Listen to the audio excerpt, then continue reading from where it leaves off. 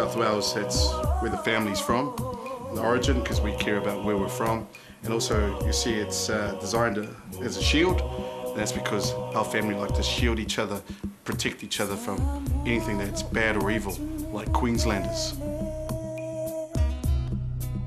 It's a mark of how special I am, not just to my family, but to the world.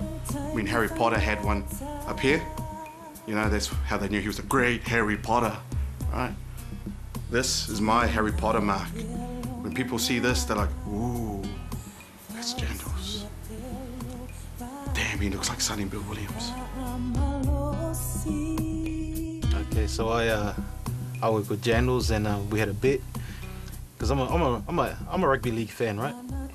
Jandals has only been watching league for 5 minutes, and you know, he wants to talk about his team that he's supporting now, which is New South Wales. And so I thought, if he's a real big league fan, we'll have a bet. And the bet is, if his team wins, I get a tattoo. If his team loses, he gets tattooed. It's